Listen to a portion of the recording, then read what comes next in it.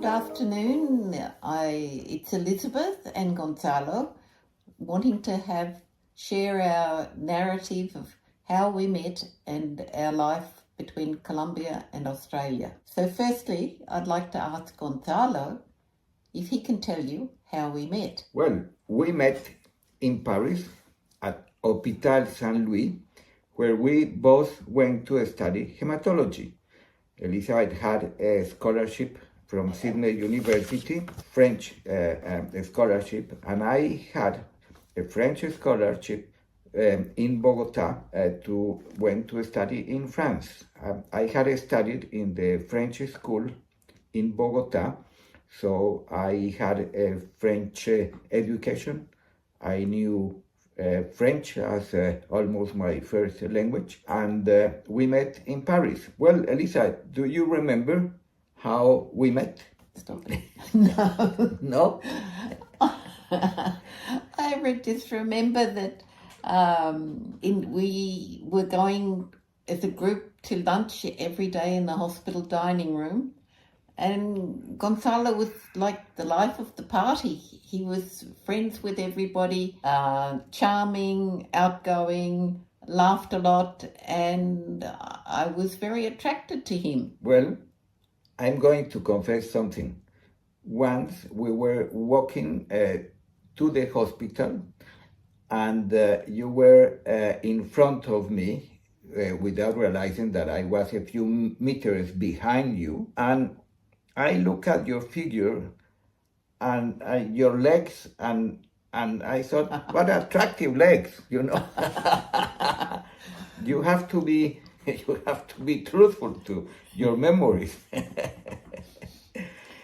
Well, that's one way to win a woman's heart, isn't it? So that's one thing that Gonzalo liked about me, and I liked about him was his sense of humour, his charming manners, and he was the life of the party. Well, I have to add that dining room of the doctors at the hospital, that there were special rules.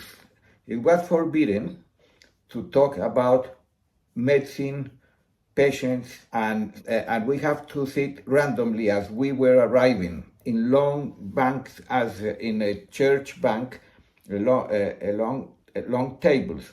So we every time we were mixing with different people, talking about different subjects, no medical ones, and they were very nice discussions.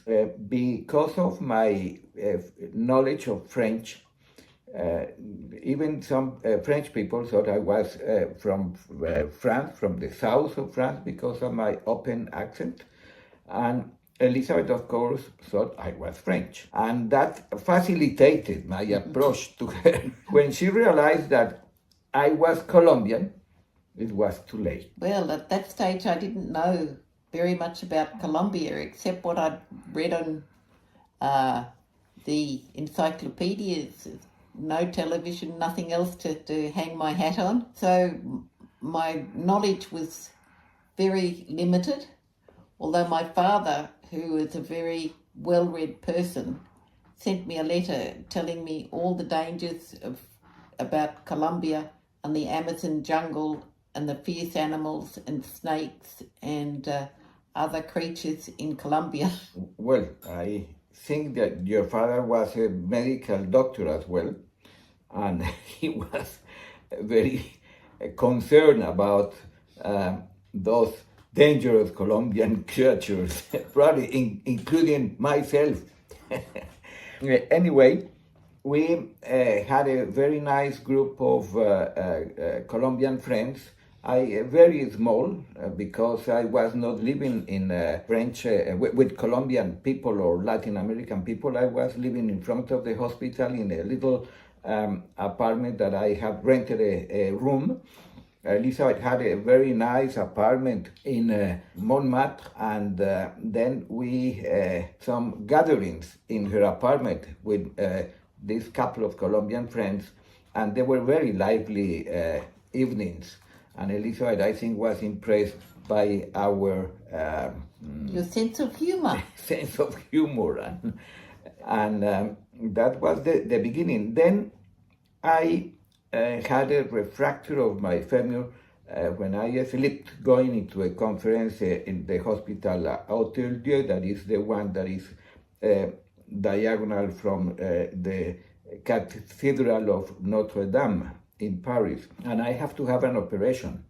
And I remember that every day I receive an apple with a little note saying, an apple a day keeps the doctor away.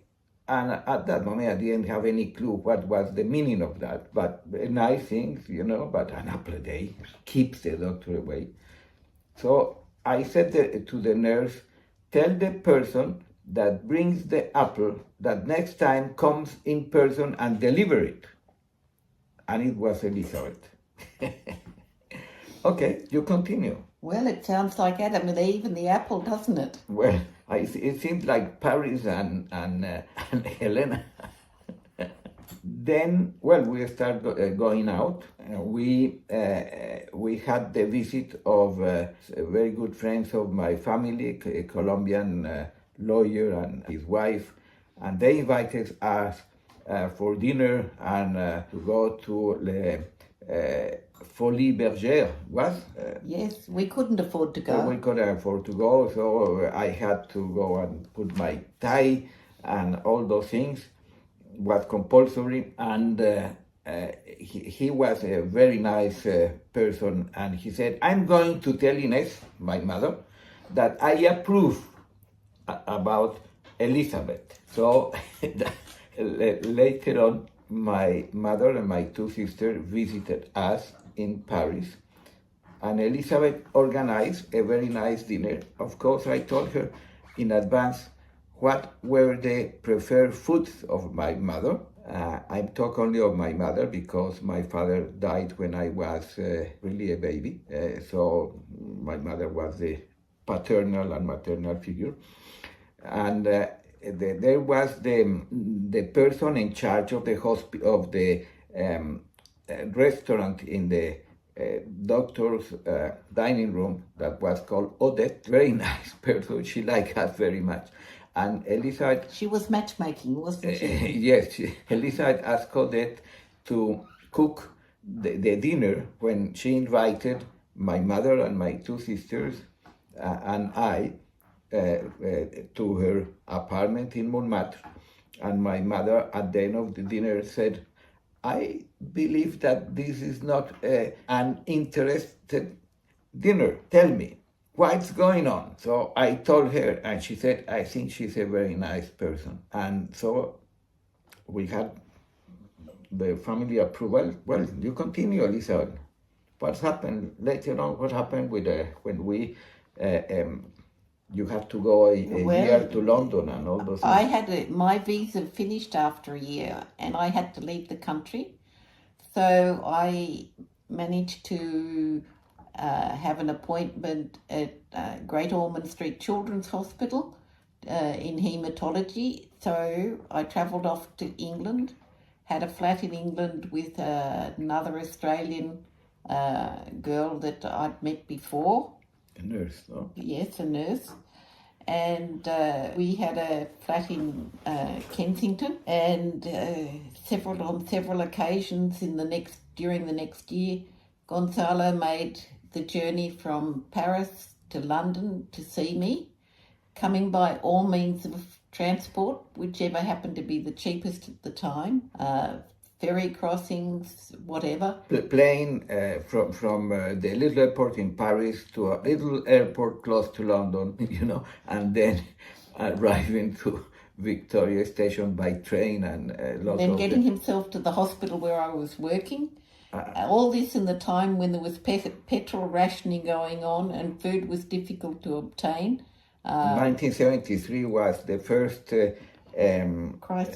crisis of petrol because of the war with the Middle East and Europe was chastised by the Arab countries, and so it was difficult. But I managed even to go by car and the overcraft. Yes. And the last time we went was to bring Elizabeth to Paris because we have arranged to marry in Paris. And going at that moment, there were customs between France and England, of course, coming into England. Coming from England to France, the custom people, the English people said, "Why do you have?" I had a Volkswagen Beetle, and on top of the roof, a big trunk, and the car full of things. You are Colombian, and you have been in and out like 4 times.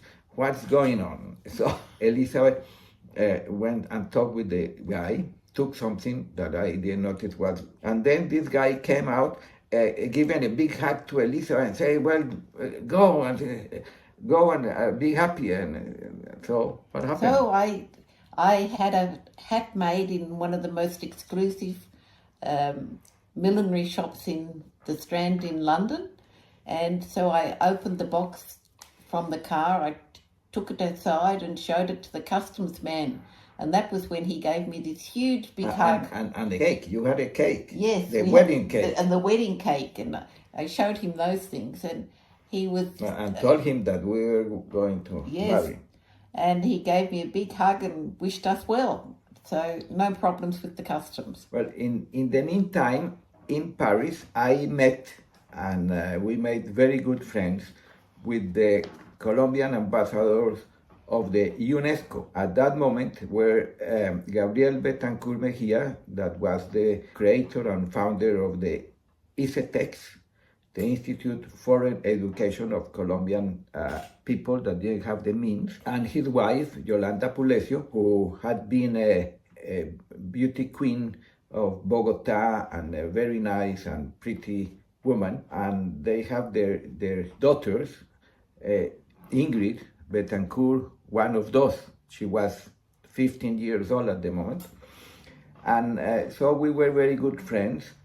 And they offered us their beautiful apartment in Avenue Foch, one of the elegant avenues in Paris. They said, "You have to have your wedding here in our apartment, our home." And we did. We had a very posh cocktail party with 30 people, with all the professors, among them Professor Jean Bernard, who was the father of the modern hematology in France, a very important person, member of the Academy of Medicine, Academy of Sciences, and later on of the Académie Française des Lettres. At the end of the cocktail party, he said, "What beautiful salons of Paris, and what a beautiful ambassadrice do you have." That was a very, very special evening. And well, Lisa, do you have anything to say? Anything that you are thinking too much, huh? Well, after that we were married. We had to have a civil ceremony, which is obligatory in France, which was in the town hall of the area in which we lived. And after that we had a church wedding.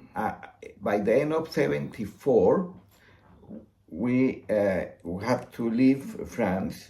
So we came to Australia for a couple of months to meet Elizabeth's family. Unfortunately, 1 week before our trip, Elizabeth's mother had a heart attack and passed away. So I didn't have the chance to meet her. Elizabeth left Paris straight away. I stayed behind for a week, fixing our affairs before coming to Australia and meet her father and brother, and meet their house in the beach, in the south coast, in Rosedale Beach, between Moruya and Basement Bay. Beautiful place.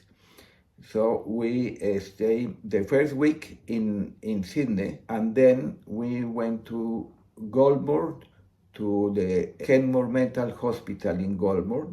That moment was how many beds? 1,100. 1,100 beds, a huge hospital where Elizabeth's father was the general superintendent. So we live in the hospital and in the house at the beach. And then we went back to Paris. We finished our affairs there and we flew to Colombia. So, Elizabeth, what's your impression of Colombia? Well, I was a little bit daunted with the centre of Bogota and people. I felt a little bit claustrophobic because there were people everywhere walking in the streets. People were close to you. It was very different from Australia. But then we went out and started travelling outside Bogota into the countryside, and I just loved it. I thought it was just the most beautiful countryside. The people were amazing. The peasant people there were amazing, generous, interesting, and I enjoyed my years in Colombia very, very much. Well, Elizabeth, do you have to revalidate medicine? Yes. I had to, because I was a foreign doctor, I had to revalidate my medical studies in Colombia, as well as pass exams in Spanish. So I had to study hard for that. I had to do the exams, the oral exams, and then I had to do a country year. And luckily we arranged to have that country year within an hour's travel of Bogota. So for a year, every day I used to go out to Zipaquirá. In the buses with the chickens and the pigs and everybody else. Not the pigs, the piggies. with the chooks. The chooks and the little piggy sometimes, Gonzalo. Yes. That was a very interesting year for you. For me, the medicine that I saw there, I was very grateful for the good training I had here in Australia.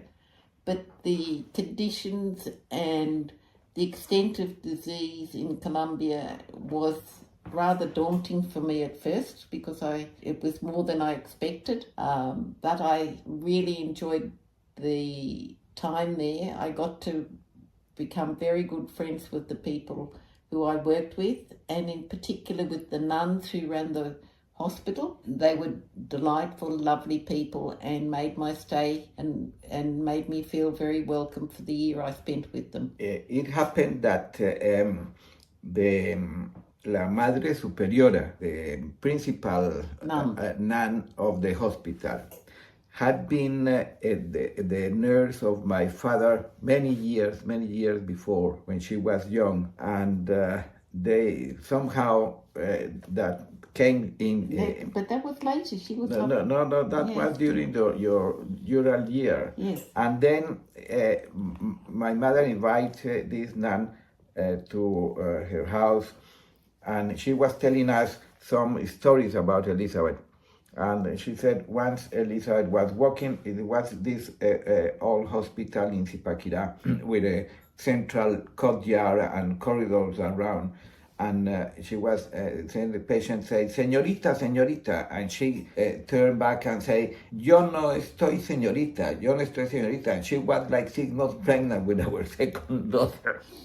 So the nun was laughing at all her stories and things. Briefly, we have to fight our way in Colombia. Elizabeth qualified to be a doctor, and I managed to start working as a hematologist in the Instituto Colombiano de Seguros Sociales en la Clínica San Pedro Claver, and I became the chief of the hematology and oncology that really I created, because that didn't exist at that moment. There was internal medicine, and there was a section of cardiology, gastroenterology, endocrinology, but no hematology and no oncology. And I created that, and I worked almost 10 years there. Was very rewarding years. And where do you work in Bogota, Elizabeth? Well, I worked in several places. I had to do a country year or Well, yes, you said that. obligatory, and that was in a hospital in the south of Bogota, and very interesting for me to see all the diseases and things I hadn't seen before. But you work in the military hospital? Yeah, afterwards. Yes, Yes, when you were qualified already. Yes, after that I moved and worked in the military hospital. As a hematologist, part-time. And then after that we... Then when the Fundación Santa Fe Bogotá was created, I was invited to be part of the team of hematology. And then Elizabeth became on board as well. So we were both members of the Fundación Santa Fe Bogotá. But after 10 years in Colombia, and because of all the unsettled situation with the bombs, remember Pablo Escobar and all the terrors that he introduced in the cities. So with three little girls that had the dual passport, Australian and Colombian, and Elizabeth, one day I said, probably we have the obligation to give them a better environment to grow and study. So we decided to migrate to Australia, and we did that in December 1984. That means that this year will be 40 years in Australia. My experience was a little bit similar to Elisa. At the beginning, I was surprised by, I've been here 2 months, 10 years earlier, but the thing that impressed me more was this sense of depersonalization. After being 10 years as a specialist in Bogota and belong to the most exclusive private clinic, I became to be a, how do you say, known person? A nobody. A nobody, and that was quite difficult. I started while it took a year for me to do the exams to qualify as a medical practitioner in Australia. In the meantime, I managed to work at the hospital, the Westmead hospitals in hematology, examining blood and bone marrow films on the microscope. On the microscope from 6 o'clock to 10 o'clock at night, filling that gap. It was very good because it obliged me to learn better English and talk with people. And then after I qualified, that was an incredible feeling of relief. We started a medical practice in Fairfield for 11 years, and then we moved to Liverpool. Elizabeth at the beginning was working like 2 or 3 days in the practice, helping us, and she was working. You were working part-time. No, at Douglas. No. At Douglas in the mornings, and then I'd drive out to Liverpool. Well, yes, but you were working part-time as hematologist, and then like 2 or 3 days a week. Doing pap smears because only lady doctor. We were one of the few Spanish-speaking doctors. And lady doctor for pap smears. And a lady doctor. Elizabeth, ¿por qué no hablas español? Bueno. Cuéntales, ¿qué pasaba ya con todas las mujeres hispanas? Yo me cansé de ver de todas las mujeres de la área venir para sus pap smears. Y un día una señora que de Argentina llegó y yo le dije de quitar los calzones y me dijo yo no uso calzones, nosotros utilizamos bragas. Y yo pensé que bobada, ella sabía que iba a tener un pap smear. Y tenía que quitarlos. Una citología, sí. Yes. Citología. El pap smear es una citología cervical. Sí. Y yo pensé ella debía saber que tenía que desvestirse. Pero bueno, tenía muchas anécdotas, muy amable la gente que venía y me buscaba, era muy querido y gocé mucho del tiempo haciendo medicina general en Fairfield. Bueno, esto les demuestra que Elizabeth en los 10 años que estuvo en Colombia aprendió español y después de 40 años de estar en Australia todavía lo habla. Tengo muy buen profesor. Cuando llegamos con 3 hijas, la menor llegó a cumplir al final de ese mes de diciembre 5 años, la otra tenía 7 y media y la otra llegó a cumplir el siguiente enero 9 años. La más chiquita habla muy bien castellano. Yo me empeñé y le dije a Elizabeth, yo quiero que mis hijas aprendan mi español y tu inglés. Entonces vamos a tratar de hablarles correctamente y evitar nosotros nos conocimos en Francia hablando franglais.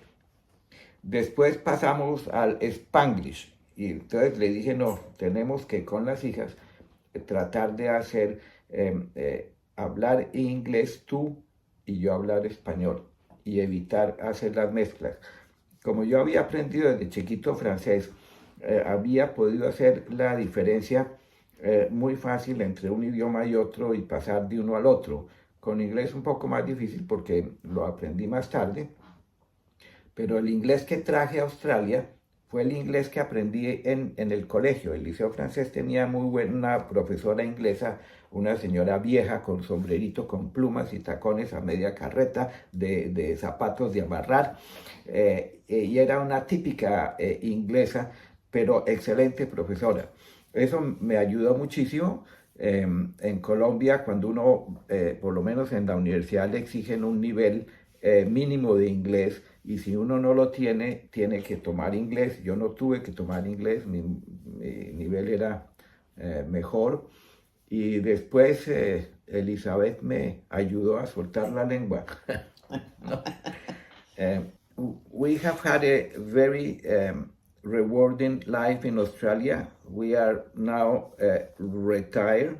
We have the 3 girls that all the 3 are professionals, happily married. We have 9 grandkids. Unfortunately, the second one is living in the Netherlands. She married a Dutch, lovely guy, and that's a good reason to go to Europe as much as we can and travel. And well, now we have the 2 other girls moved to Brisbane, and we are thinking to relocate and be close to them because we are getting old and fragile. And we miss the grandchildren. And we miss the grandchildren and the daughters, of course. So my family, my mother and 2 sisters, migrated at West to Australia a couple of years after we migrated. And my mother was very happy. She passed away in Australia. My sisters are still here in Sydney. I learned from the Australian way of life that men are integral part of the house. So when I was working very hard. I was working 10 hours a day, so I didn't have time to do anything apart from gardening with the weekends, and so I couldn't really help Elizabeth and the girls with the house. But as I retired, I became a cook. I love cooking. I make bread. I cook different things, pan de yucas, Colombian things. Elizabeth loves the Colombian food, and well, this is part of my hobbies. Reading, walking and cooking. And Elizabeth is enjoying not cooking. After all these years, I'm very happy to leave the cooking to Gonzalo. I don't mind doing the washing up. Yes. So that's our life. I don't know. We being so from such different countries, so long way, Such distance. such distance. We learned that we have many things in common. We both have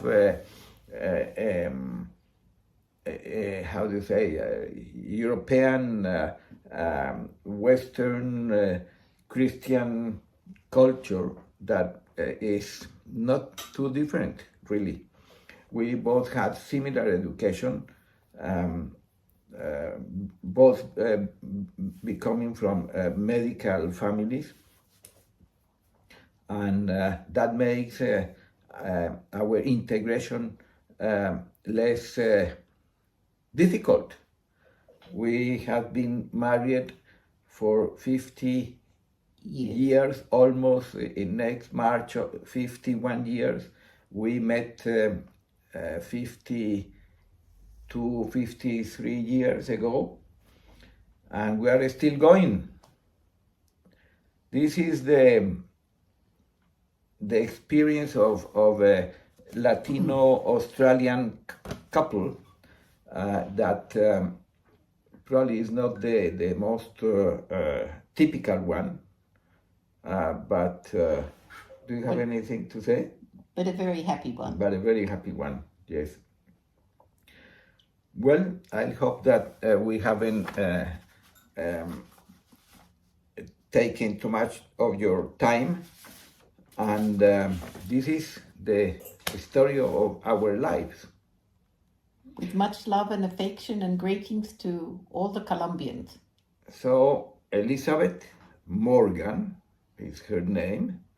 I wrote to one of my uncles when I was in Paris, said that I met a woman with the name of a queen and the surname of a pirate that stole my heart. And I'm Gonzalo Bernal Hoyos from Bogota, and now from Sydney. And Sandra, it's a pleasure to be part of your how do you say that, or your not enterprise, but your Encounter. or Story. or your story. Okay. Bye bye.